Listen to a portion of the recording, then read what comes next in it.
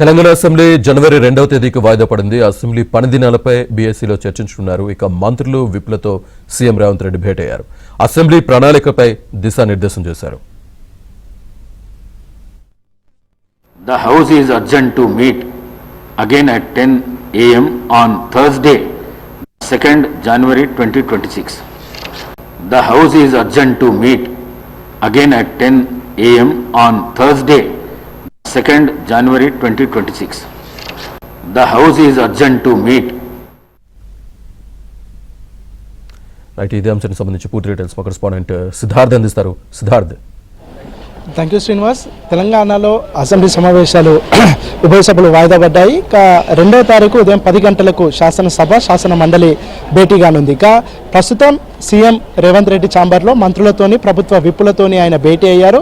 Assembly సమావేశాలు ఏ విధంగా కొనసాగాలి అనే అంశానికి సంబంధించి మంత్రులతోని ప్రభుత్వ విప్పులతోని దిశానిర్దేశం చేస్తూ ఉన్నారు. ముఖ్యంగా అసెంబ్లీ ఏ ఎజెండాతోని అసెంబ్లీ సమావేశాలు నిర్వహించాలి, ఎప్పటి వరకు నిర్వహించాలి అనే అంశానికి సంబంధించి ఆయన దిశానిర్దేశం చేస్తున్నారు. ఇక అనంతరం బీఎస్సీ సమావేశం కానుంది. ఈ బీఎస్సీ సమావేశంలో శాసనసభ పని దినాలు, దాంతోపాటు ఎజెండా కూడా ఖరారయ్యే అవకాశం ఉంది. 2వ తారీఖు నుంచి 5వ తారీఖు వరకు అసెంబ్లీ కొనసాగే అవకాశం ఉంది. ఒకవేళ కేసీఆర్ అసెంబ్లీకి వస్తే తాను చర్చించవలసినటువంటి విషయాలు ఉంటే అసెంబ్లీ ఎన్ని రోజులు నడపడానికైనా తాము సిద్ధంగా ఉన్నట్లు ప్రభుత్వం చెప్తా ఉంది.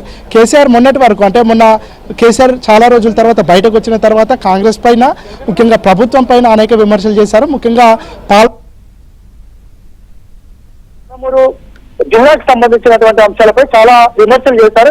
ఈ విమర్శల నేపథ్యంలో చర్చ జరిగే అవకాశం ఉంది. ముఖ్యంగా ఈ కేసీఆర్ తీసుకున్నటువంటి ఇరిగేషన్ కి సంబంధించినటువంటి అంశాలు, కాళేశ్వరం ప్రాజెక్టుకు సంబంధించినటువంటి అంశాలు, దాంతోపాటు దక్షిణ తెలంగాణ కేసీఆర్ చేసినటువంటి వివక్ష, వీటన్నింటినీ కేంద్రంగా చేసుకొని అసెంబ్లీ సమావేశాలు జరగనున్నాయి.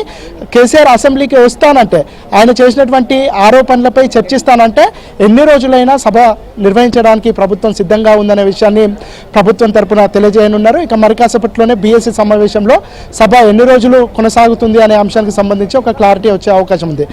కేసీఆర్ రావడము, కేసీఆర్ కేవలం 11 నిమిషాలే సభలో ఉండడం, దీనిపైన కాంగ్రెస్ నేతలు కానీ కొంతమంది మంత్రులు కానీ విమర్శలు చేస్తూ ఉన్నారు. ముఖ్యంగా ఈ సంతాప తీర్మానాలు చేసే సమయంలో కేసీఆర్ వాళ్ళకు రెస్పెక్ట్ చేయకుండా వెళ్ళిపోవడాన్ని కూడా కాంగ్రెస్ ఎమ్మెల్యేలు కానీ మంత్రులు కానీ విమర్శిస్తున్నారు. కనీసం సంతాప తీర్మానాలు చదవడం అయిపోయి వాళ్ళ మృతి పట్ల సభ మౌనం పాటించే వరకైనా కేసీఆర్ ఉంటే బాగుండేది అనే విషయాన్ని వాళ్ళు తెలియజేస్తున్నారు. ఇక మొన్నటి వరకు తోలు తీస్తానని చెప్పినటువంటి కేసీఆర్ అసెంబ్లీకి వచ్చి చర్చిస్తారు, సభలో పాల్గొంటారు, చర్చల్లో పాల్గొంటారని తాము అనుకున్నాం. కానీ కేసీఆర్ ఒక 11 నిమిషాలే వచ్చి వెళ్ళిపోయి కేవలం ఫార్మాలిటీగా సంతకం చేయడానికి ఆయన వచ్చారు, సంతకం చేసి వెళ్ళిపోయారనే విషయాన్ని కూడా వాళ్ళు స్పష్టం చేస్తున్నారు. మొత్తానికైతే కాసేపట్లోనే బీఎస్సీ సమావేశం అయిన తర్వాత ఇటు కాంగ్రెస్ ఎమ్మెల్యేలు కానీ కాంగ్రెస్కి సంబంధించినటువంటి విప్పులు కానీ ఇక్కడికి వచ్చి మాట్లాడే అవకాశం ఉంది. ఆ సమావేశం మీడియా సమావేశంలో కేసీఆర్కి సంబంధించినటువంటి అంశాలను ప్రస్తావించే అవకాశం ఉంది. దాంతోపాటు బీఎస్సీలో ఏం చర్చించారు, సభ ఎప్పటి వరకు కొనసాగుతుంది అనే విషయాన్ని కూడా కాసేపట్లోనే కాంగ్రెస్ నేతలు ప్రభుత్వ విప్పులు తెలియజేసే అవకాశం ఉంది.